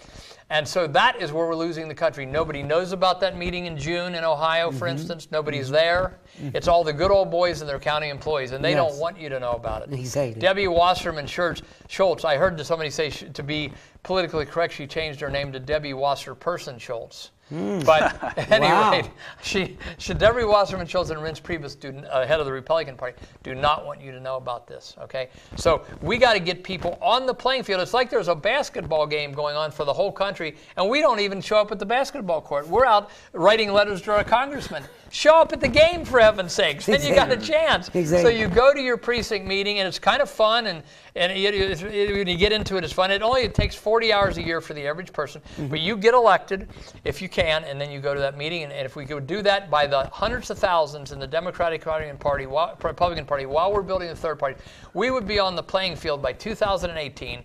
You could switch them out, and that means you then can elect different state leaders of the parties, different national leaders, and they set the rules for the Democratic convention. That's why the Bernie Sanders people were treated so bad, because the Hillary people were running that convention. Yes. Same with the Ron Paul people were treated horrible in 2012 by the Romney people. Yes. But we should be running those conventions, not the same old tired bosses. Exactly. And when you have the party bosses, generally local leaders, they generally encourage or nominate or endorse the people for city council, Congress. We can change the Congress, undo a lot of these crazy laws, and restore the Constitution, checks and save the country, and then help to save the world. Because most people want the same thing in every country. They want good money issued fairly. They want to be able to get work. They want to be able to have freedom to say their opinion without getting dragged away to a jail, right? So that's one thing. And Trump might have to use the precinct system to get rid of the Paul Ryans if he wants to really take over the Congress, if they're giving him all kinds of guff. Yes. Okay. Next, finally, the vote fraud. Then when you own the county, in each county they decide how to count the votes. So you throw these computers out, which we're paying billions of dollars, all these 3,000 counties, to these 3 companies. There's only 3 companies that count about 96% count of our vote. ES&S, which is Election System and Software. Dominion, which bought Diebold. Remember Diebold? Well, they bought them because their name got too stinky. They also bought Sequoia. And that's so it's ES&S, Dominion, and Hart. In Cincinnati, Ohio, where I live, we use Hamilton County, we use Hart. Butler County, which was John Boehner's main county in his district, uses ES&S. All of South Carolina that has no paper ballots, they just have electrons, uses ES&S. So all these 3 companies thrown out. I'd say we need to investigate them, maybe indict them. But all these companies thrown out, and then how do you count the votes at the precinct? You vote, you put it in a box, okay?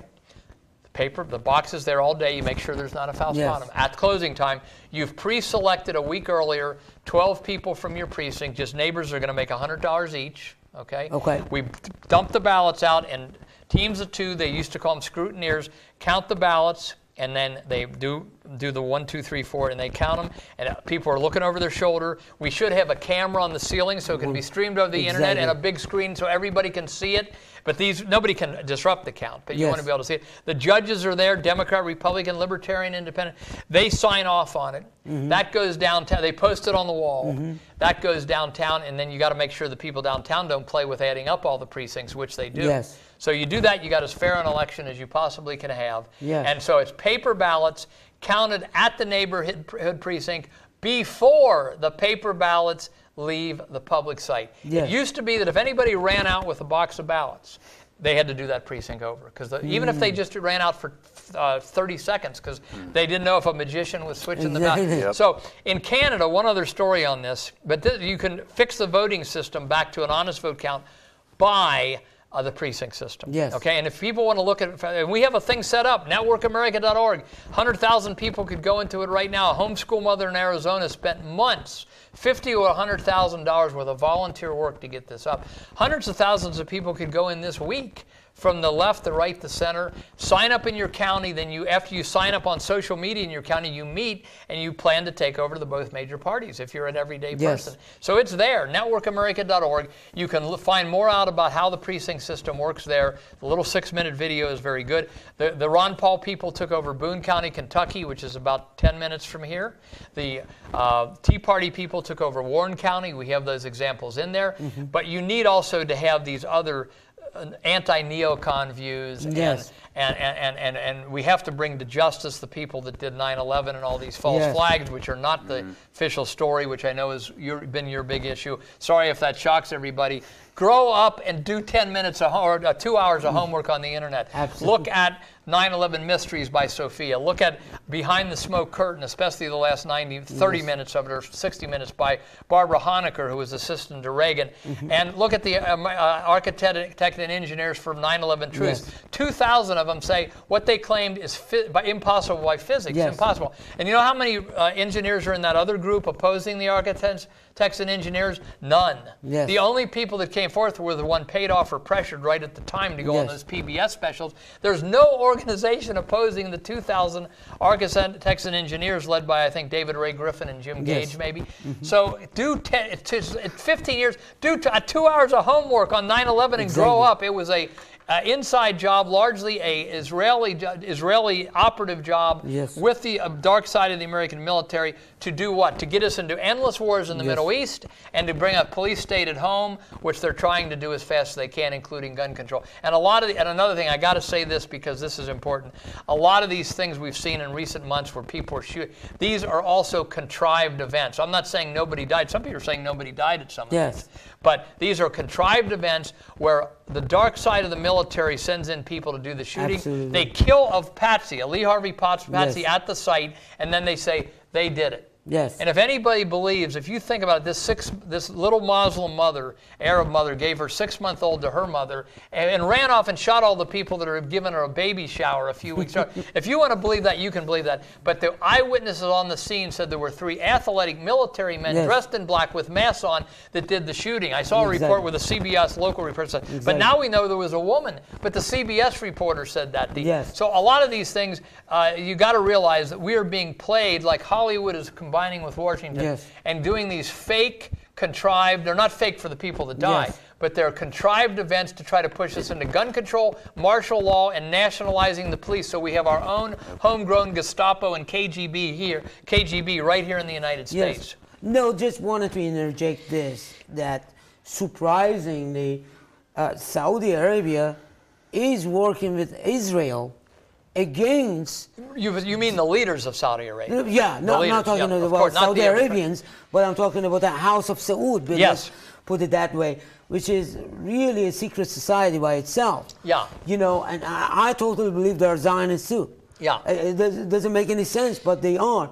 Well, because they're actually Jewish, aren't they? I mean, that's, Yeah, that's, like that's what I originally they're keep hearing, Jewish is that too, they're yes. what they call crypto Jews. They're secretly absolutely, Jewish. they But are. even the ones that aren't are getting such benefits. You know, it's like John Boehner. He's not Yes. secretly Jewish, But- but him and John Kasich sold out for all the millions of dollars they've become, but I just wanted to or whatever. remind you about, okay, lots of these people, before doing this, act of terrorism or whatever you want to call it, which I know for sure that many of them are staged, but just wanted to point out that these people were under the spell of the MK Ultra, Yeah. and people can vouch for it. Yeah. The way that they were acting, they hear the trigger word or whatever, and then surprisingly, you see Saudi or House of Saud or Saudi Arabians, they do the same thing.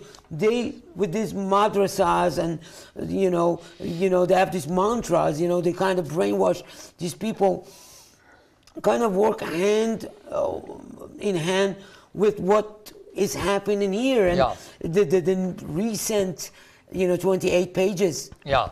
shows that the whole thing is a plan. Why? Because I'm not trying to, I myself am against the Islamic regime occupying Iran and posing as Iran. Yeah. But ladies and gentlemen, believe it, like the whole thing is to basically omit and erase another power in that region, which is Iran. Like Yeah. they want to get rid of it entirely, Right. completely. Right, and they're running into a lot of logistical problems, and Yes. hopefully that will still be there, because people don't realize, I mean, Americans don't think, I don't think, when you have bombs and massive air attacks falling on Iraq or Yes. Libya, there's real people being blown up. Real Exactly. little kids are seeing their parents die and vice versa. Real people are being blown apart. Exactly. It isn't a video game. And so these No. monsters like Bill Kristol, the Weekly Standard, Charles Krafthammer, these Trotskyite communists posing as conservatives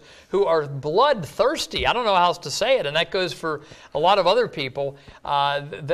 These people need to be dethroned, brought to justice, indicted, war crimes. Pat Buchanan has a column out, I think, this week called Who is Getting Us into the Endless Wars? It's something like that. And he says it's not the so-called isolationists, it's the CFR, and I didn't read the whole thing, but and he's also got a column in 2003 called Whose War? And it's who pushed us into Iraq, which Senator Fritz Holling said as he was leaving the Senate from, I think, North Carolina. He gave a speech about how the Israeli lobby was pushing us into war. Congressman Jim Moran, Jim Traficant, of course, Pat Buchanan, Paul Craig Roberts, who was a former Reagan aide. So there's plenty of people who are calling it like it is, but they don't control the 5 TV networks to pound the fairy tale, the evil fairy tale all day long. Yes. What do you think about the rumor that lots of patriotic, high-ranking, generals also are helping this, basically system, the shadow system, because they think if they kind of, create these stage terrorism acts or terrorism like plays, I call them, then they kind of vaccinate the society against the real enemy. What do you think about that? Because I hear that a lot, because lots of them are getting involved in that. Because So you're saying that how would it vaccinate the society? How does it work? I'll go ahead and add in on that. you kind of is familiar with Because I really with need my you to theories. explain exactly what you're talking about here. Well, it's kind of like, I'll give an analogy, like if you've got a military base in a hostile area and nothing's going on, right? The soldiers, they get complacent. Yeah. The morale goes down. So what they can do is they can, the black operations can, fire a couple of mortar shells Okay. into the base. And now everybody's revved up for war. Exactly. And that's what they want the exactly. American people to be. Yep. It did appear on the cable stations, Q and Sam, about, now it's going to be about 10, 12 weeks ago. And I watched this, I check in on the cable stations, MSNBC, CNN, Fox every day. Why? Because I'm saying what the enemy wants the normal person to think that isn't aware they're being manipulated. So for a day they said, oh, it looks like ISIS is going to get a suitcase nuclear bomb and set it off in the United States. That was repeated. every 45 minutes or whatever on these stations. That's what they do. Then it'll come back 6 months from now. And they're preparing people so that by the time they set off the nuclear bomb, everybody says, well, we knew this was going to happen, and that type of thing. And or we've been hit so much, let's go get those Arabs over there. Yeah, they want to get the European peoples mad at the Arab peoples, fight World War III. And then one school of thought, based on a letter that supposedly was written in 1871, some people question it, but it seems like it's pretty accurate to me. They want that Third World War to be so devastating that people will be exhausted and will accept their Luciferian government. That's what the letter said, where they would now have the one world order. They would have one army where the army goes around, and what would they do? Put down rebellions. When people wanted to be free, they would put down the rebellions, and there'd be no other army to oppose them. They've been using the U.S. military for this, and the soldiers have been used. That's tough for a lot of military people to hear, but again, we got to grow up right now. Right now, we got to grow up, or we're going to lose to these people that have tricked the American people, and they only can trick them. I always say that we are like the good info magicians, you know, and they're the bad info magicians. They play all these information tricks on people, and we come along and say, this is how they're doing it. This is who the 12 election night gatekeepers are. This is how they steal the election night. So we're the good magicians saying that's how the bad magician did the trick. But we got to first inform most of the public that there are bad musicians, bad magicians. And they're bad magicians. And two, here's how they do their tricks. Then people would stop it. Then people are not that dumb and pathetic. And of course, what happens then is people get so mad that they run over nice guys like you and me and start stringing up the guilty. They should back down now that while they're dealing with nice guys like us that are keeping it on a debate level. Right. Now, this letter you're referring to, is that the one between Giuseppe Mazzini and... Mazzini and Albert Pike. Right. Yeah, and Pike alleged, and this is in the book, either Pawns in the Game by William Guy Carr, who was an intelligence officer, or Red Fog Over America. I think it's in Pawns in the Game, could be wrong, but the other one's Red Fog Over America. He published it in 1955-56, and it has, I think Pike is writing to Mazzini about the First World War, which will knock away all the monarchs and prepare. Then the Second World War will be to help found a Jewish state in the Middle East. Third World War, they will use that tension between Muslims and the Jewish state to spark World War III, when there will be such devastating war, everyone will be exhausted, a lot of people will be dead, and then they'll take. So that's the letter. I believe it's true because I've said to people, let's say that William Guy Carr made that letter up, other people have talked about it too. Let's say he made it up, which is ridiculous why he would make it up. But let's say he did. His 1956 book is still a pretty good predictor of what happened. So let's give him credit for saying what happened between then and now. I haven't seen it for myself, but I've heard that letter is actually in a museum in England. Is that true? That's what I've heard, yes. There's a lot of letters that are, and some of them have then disappeared over the years. You know, World War I, World War II, and World War III is a great example. Well, we haven't reached World War II. We hope that we won't reach it. Why did they even say that? We hope we won't reach it. I'm just saying World War I and World War II, they're a great example of Hegelian dialectic. Because World War I, what happened actually after out of desperation, people, came up with this League of Nations, and then the Senate in the United States refused to join. Exactly. That was a disaster. That was a disaster, exactly. And then for them. Yes, but then World War II, they were able to force us as United Nations again. They started that right after World War II. Right after World War II, And but all these League of Nations and the United Nations were getting at least our psyche ready for the final, attack, which is what, like the New World Order, which is the one government, one system, one everything. But speaking of, nationalism and, patriotism and keeping your, national identity, which I'm very for it. I believe in the real diversity because it's a bummer that you cannot go and see lots of traditions, lots of, the way that people used to dress up, they used to dance or whatever. And we talk about, Sam and I, we talk about this homogenization of the nations and culture and everything else. In order to do that, they bring, lots of illegal people here in the United States. Why? Because these people would do anything to please their masters who let them in. Yeah. You know, and it's funny, one of the things that they talk about or criticize Trump about is this wall. Yeah. This, Yeah. I was, you know, How dare you want to keep America American? But let me tell you something very interesting, because I went to Mexico, and when I was in Mexico, I go to a hotel, and I want to rent a room. Ladies and gentlemen, in Mexico, when I spoke in English, and I'm sure 100%, because this guy was a, you know, hotel receptionist, I knew he knew English, but I said, no Ingles. And you don't speak English here, he said. Yeah. Only Espanol, he said. And I said, I'm sorry, I don't know any Spanish. I know a little bit, but can you help me? Guess what? I go and check their legal system for immigration. It's very, very strict. Yeah. To the point that it says you learn Spanish and only Spanish. There is no school for other languages. Spanish, you have to learn Spanish. If you don't know it, don't come. Yeah. It says. Yeah. You're not welcome here. And then the list goes on and on, and then reaches the point, yes, we have economical visa.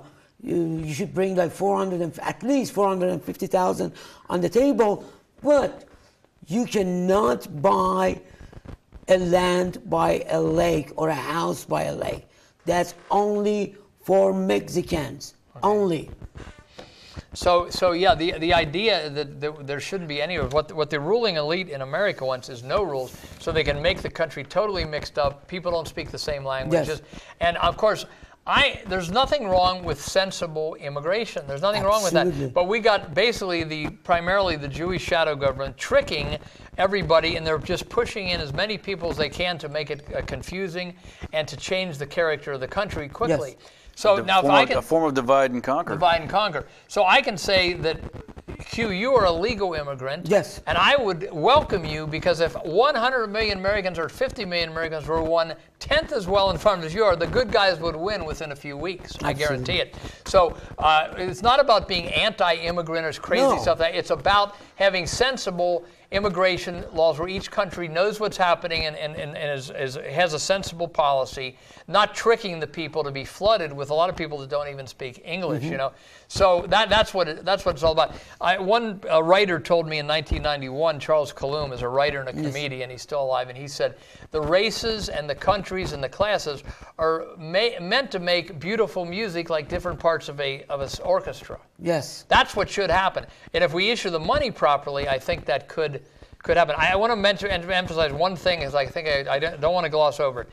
If Donald Trump if he gets in and if he tries to do what he's campaigning on, and he gets assassinated, it will be because of the Mossad, Israel, CIA, Sure. whose motto is "Make war by way of deception." Make war by way of deception. The only big organization that has a bad motto in the whole world that I know of, and the dark side of U.S. military intelligence, the Bush, Anglo, that type of faction. I don't know which individual. They will have done it. I want everyone to know that it will not be a lone nut. Even if they say there's a lone nut and they whisk him off to it, or he dies at the this will not. None of these big assassinations are lone nuts. Not JFK, not RFK, not Martin Luther King, not George Wallace, not Reagan. None of these. Sure. Now, in the Reagan case, the question is how good is the brainwashing of MK Ultra? Because the Hinckleys knew the Bush family. Yes. The guy that shot him, somebody was having an event like a day earlier to arrange a date between one of the Bushes and one of the and the Hinckley lady, a relative of the Hinckley that shot Reagan. Yeah, and that's I think it was, wasn't Hinckley's father had dinner with George Bush something Sr. like that. I mean, like the day before? This is an open newspaper accounts at the time out in, I believe, in Colorado. But so the point is, that guy I think was brain messed with by the MK Ultra. In other words, if you hypnotize a person and say, now listen, this is just a joke. You're only going to have a water gun. And you're going to be the most popular person. People are going to think this is so funny. I believe a person could be brainwashed, maybe, to just think they have a squirt gun and they got a real gun, you know. Exactly. And that reminds me of this movie, which, by the way, like they speak to lots of us through their movies. Yeah. You know, Hollywood and Washington. Hollywood. Wag the Dog. Wag the Dog is about that subject. Everybody see Wag the Dog. Go ahead. Exactly. Well, you want to see an example in real life? Was it Eric Harris and Devin Klebold made home movies of themselves? Did they?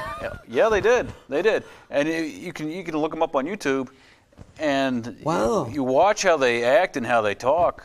Wow. There is something seriously wrong with these guys. They, Yeah. you know, I would Interesting. say it's pretty apparent that they are under mind control. Interesting. Yeah. And last week we talked about this part of the liberal agenda, which is very, very dangerous, not only to our nation, but also to Mexican immigrants, illegal Mexican immigrants. Why?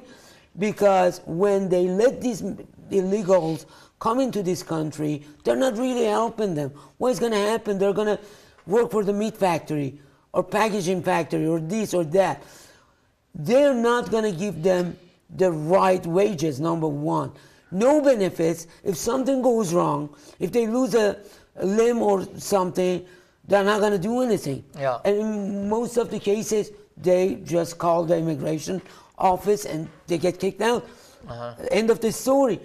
But really, if they were legal, if we let the immigrants come through the proper channel, then actually then we can say not only we are helping our nation, but also we are helping our neighbor, Exactly. which is Mexico. Exactly. But other than that, not really. We're not even helping them. Well, you know, and this is like the Great Society of Lyndon Baines Johnson. In my opinion, one of the most evil people ever to walk the United States. Did it help the black community? Well, Walter Williams, who's the famous, at one time was the famous black columnist and talk show host, had sit in for Rush Limbaugh. He said, and everybody always jumps on, well, I'm not saying this, he said it.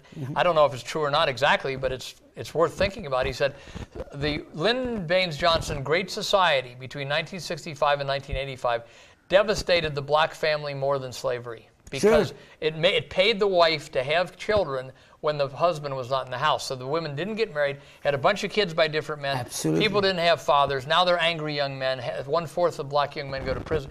This to me was designed to destroy the black family. When you pay somebody to not have a father in the house. Absolutely. So think about it. So again, but I will sympathize with even Black Lives Matter, which I think in many ways has picked ridiculous victims, and they're funded by Soros. But the people who are sincere in that movement, they are looking at Democrats who just want to give them handouts and keep them in the ghetto with no skills. Exactly. And then they're looking at the Republicans who are serving Wall Street. Yes. And they feel they have nowhere to go. So they go, but talk about something like this where you issue money scientifically so everybody benefits from the inventions and ingenuity of our past generations, then they would have somebody they could look up to. And I think inarticulately they're hoping, many blacks in Spain are thinking, and everybody is hoping Trump will get in there and shake things up a bit. Yes. Actually, that would be into their benefits because they probably don't understand that welfareism and estatism is totally working against them. Yes. Historically, even when South, the Democratic South, most of them were slave masters. Yeah. They wanted to keep their slaves because they didn't want to work as hard as the Republican in North. Yeah. What was the welfare there? Yeah. Welfare was not designed for the black slaves. It was designed for this, rich democratic pseudo-liberal that they were kind of, hiding behind their real agenda. Yeah. They're doing the same thing today. Right. And by the way, think about this, everybody. if they are already doing social credit. That Yes. is what welfare is. That is Yes. what unemployment is. Social Security really Sure. is. But they're issuing in a way to not empower people. It's not Yes. empowering. So It's making them dependent. making them Yes, thank dependent. you. That was If the you word. you issued. So again, how many times have you heard anybody? Again, I like Ron Paul. I feel he's done what he felt he could do. Sure. But Austrian economics is his big thing. Yes. Austrian economics came from the Rothschilds in Europe. Ludwig von Mises was a Jewish banker in Germany Sure. administering the Versailles Committee. Warburg paid for it. And to me, it's another half system. It doesn't think it through. So I want everybody to ask, except for here, or people that are promoting social credit or American national credit, which you could also have Chinese national credit, or Sure. the whole world could benefit by this system, because it's just issuing money scientifically. How many of you heard anybody ask the question? The one question is, what should money be backed by? And I think we've agreed hard metals, gold, Sure. silver is a good thing to do. What should money be backed by? How much money should be issued into circulation? Exactly. And how do you distribute it? Yes. The other part of that was you'd get rid of the Federal Reserve, and there's in the Federal Reserve Act of 1913, there's provisions to pay them something and get rid of them. You put up a national monetary office that operates in the light of day, audited from 6 different directions, 3 private companies, 3 government agencies. 20-year jail terms for anybody in the monetary office falsifying numbers, and $1 million reward for any company that finds them falsifying. Because if they falsify the numbers, that ruins everything. Yes. You know? But they operate in the light of day. Notice while this crowd, this shadow government is running thing, issuing money secret.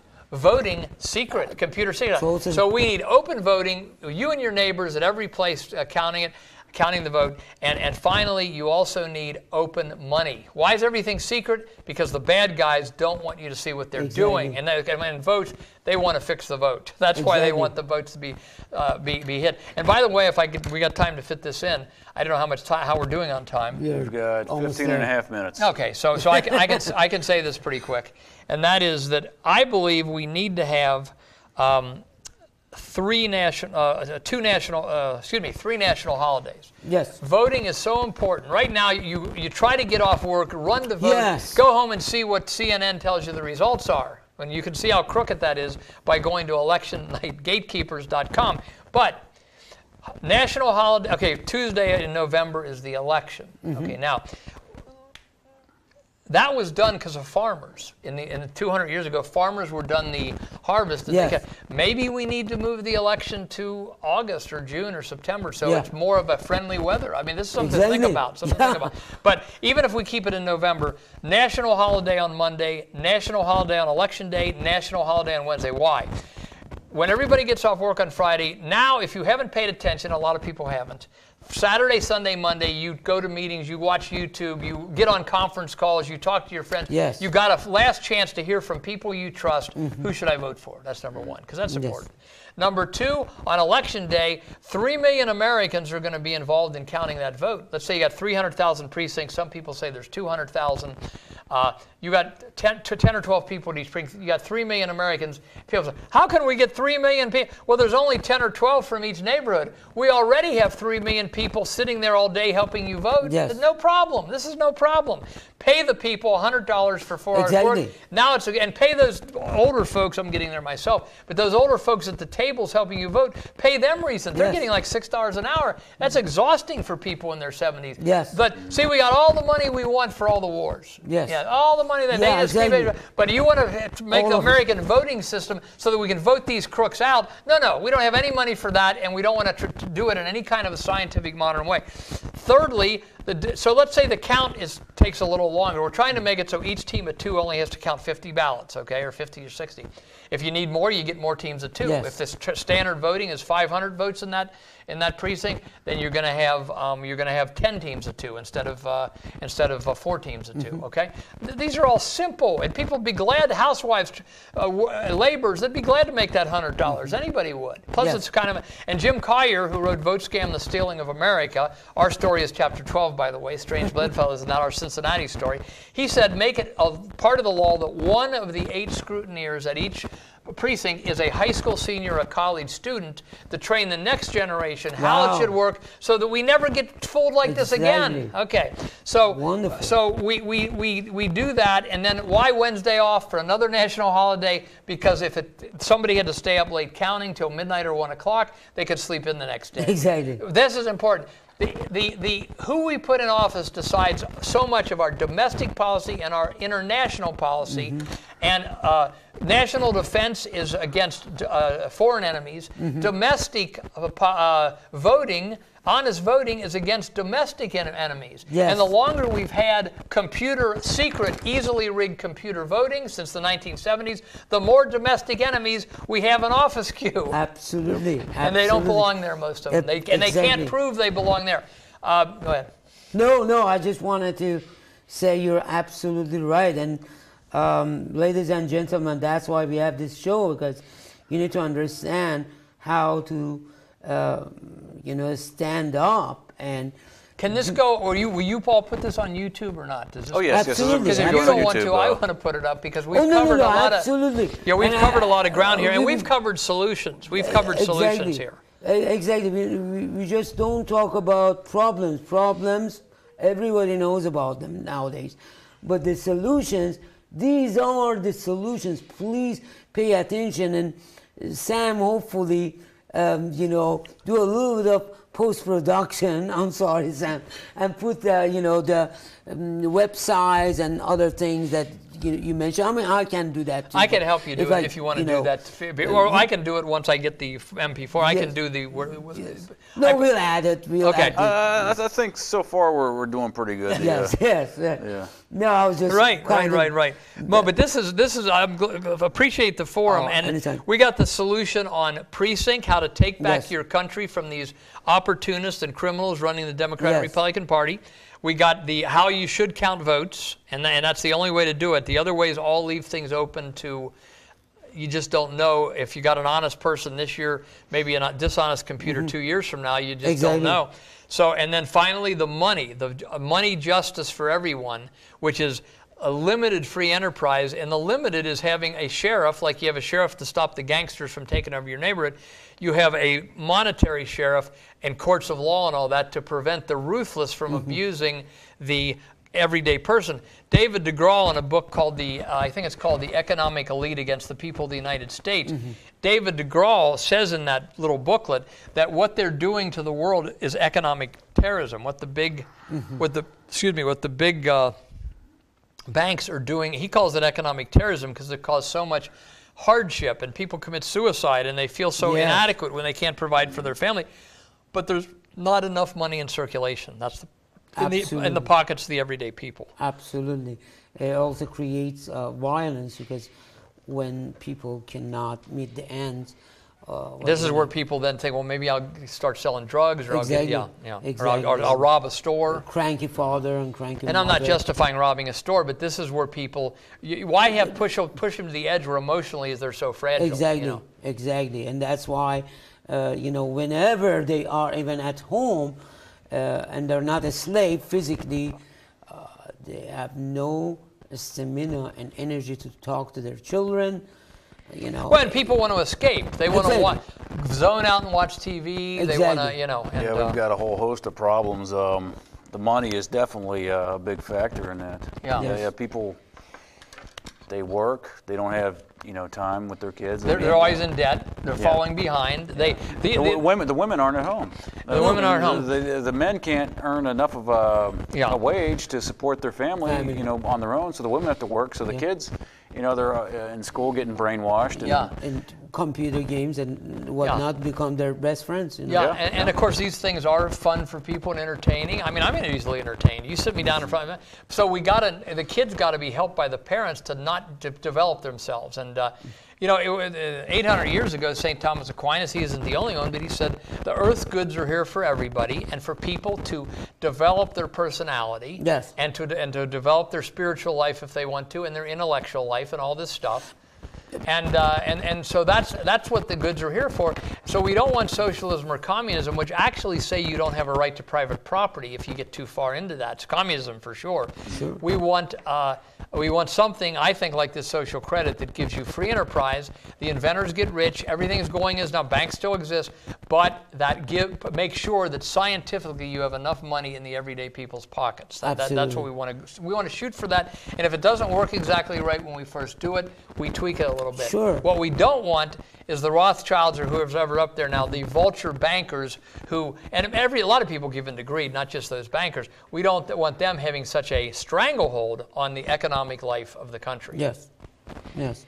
And the other, how many? 7. Yeah. Okay, 7 minutes. If you could explain a little bit about the energy crisis also, because I mean, to me, it's so artificial and made up that it's absolutely smoke and mirror. Yeah. What do you think about? Okay, now the same people in social credit tell me that, and I trust what they report, but somebody could verify this. They claim there's 6,000 energy inventions classified as off limits because of national security in the patent office. Yes. Now, I always tell people those are probably not inventions that are slight improvements to the can opener. Jim Traficant, before he died, wrote for the American Free Press. Okay, he wrote an article about 2 years ago. He died a quizzical tractor accident in September 2014. What is we were about to launch Project Freedom USA to get rid of the IRS and replace the Fed with an honest money. Yes. Jim wrote an article saying that about inventors in Japan that had come out and demonstrated they had a car that would run on water. And he said at the end of the thing, I wonder if we'll be hearing about this invention 1 year from now. Well, we aren't. No. Because these governments sweep in and they shut these guys down. Bill Cunningham, our local talk show host here in Cincinnati, who's syndicated on 600 or 400 radio stations on Sunday night, all over the United States, he took Matt Drudge's place. And he's a pretty entertaining talk show host and pretty good on many issues, but of course, on certain issues, he's all with the, you got to be pro-Israel and pro-war. You don't have to stay on the radio too long. But Cunningham interviewed people in Blue Ash who were going to come out with a car that ran on electric, something like that. And he had them on 2 or 3 times, and then you never heard from him again. Because what happens is these regulatory agencies are not really there to be like the stop line and the W line. They're not there to just do what we need regulators to do. They're there to make sure nobody challenges, nobody helps to get us all off the grid. Because some of these inventions, and I heard of one of them in the late 1970s, early 80s, a guy that was very rich in Shaklee, which is like Amlite, Shaklee was vitamins. He came and did a thing at Cincinnati Gardens with his family, and he said right then at the end of the show, his family wasn't that entertaining. They were pretty good, but and he talked about how he became successful in network marketing. But at the end, he said, now we got something, we know it's big. This is a surprise to the audience. He said, we have an invention that you can stick in your yard, and it's a big battery basically that will power your house all year. You can get off the grid. And he said, we know it's big. The energy department is going to come. Well, we never heard from it again. We never heard from it again. And there's all kinds of things like this. Joe Newman, look up Joe Newman, N-E-W-M-A-N. He had a battery. He said, I just need help from the big battery companies and everybody. We can have free energy more or less all over the world. This will change. He was on Johnny Carson. He was on Johnny Carson. It might still be on YouTube. If not, I have it. I got to get it out and put it on YouTube.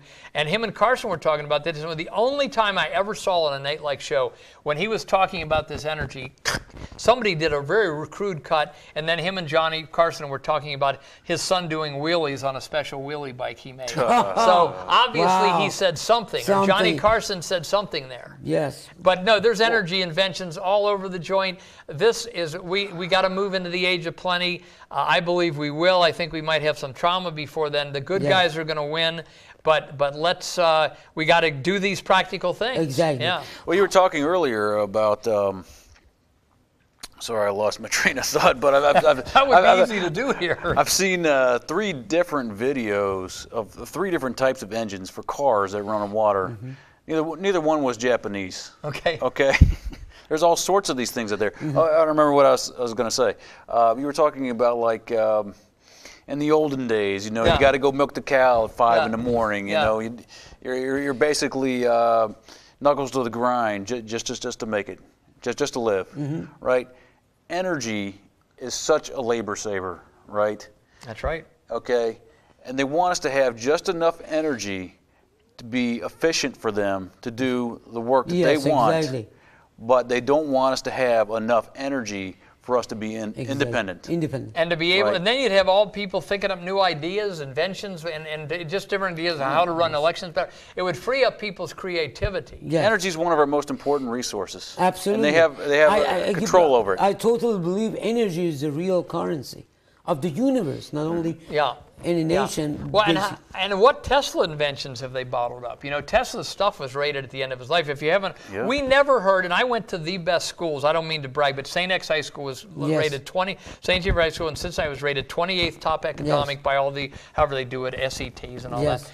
And I never heard the name Nikola Tesla. We No. heard of Thomas Edison. Tesla was hidden from the people. Yes. And I heard about it looking through a patriotic, one of these groups. They had books, and here we got 5 books about Nikola Yes. Tesla. I think it was Omni Christian Book Club in California. Yes. So I learned about Tesla when I was out of college. But how many of Tesla's inventions have they hidden? Because he is the one who probably they developed nuclear bombs from, cell phones. Absolutely. He believed the universe was vibrations, as I do, and probably you do. And how many Tesla inventions are being hid from the public? Exactly. Even the time machine. Actually, the reason he got pissed off and didn't work with the U.S. government was the abuse of time machine. He warned them. They didn't listen to him. He has to break the time machine. He has to break it, and then that Philadelphia thing This happened. is news to me. This is interesting. I'll have to look Experiment. into that. But we will talk about it. Ladies and gentlemen, we don't have much of time left. Okay, my campaign. Can I give my website? Exactly. Yeah. Okay, Please. 3 websites. My campaign website is letfreedomring2016.com. It kind of rhymes. Letfreedomring2016.com. Open letter to DonaldTrump.com. We're going to talk about who's going to assassinate him if anybody's. We're trying to save his life. It's not fair to assassinate presidential candidates. And also the new one we put up last night, electionnightgatekeepers.com. I got to develop a little bit more, but it's all there. How we just got to throw all these election night gatekeepers out, count them by the people in the precincts, trust ourselves and our neighbors in the open. All right. Last but not the least, are you coming back on the show?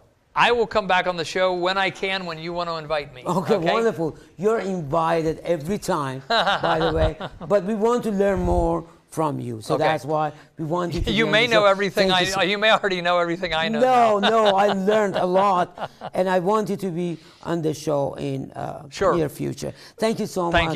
Thank you. Have a fantastic Okay. All right. time, and ladies and gentlemen, stay tuned.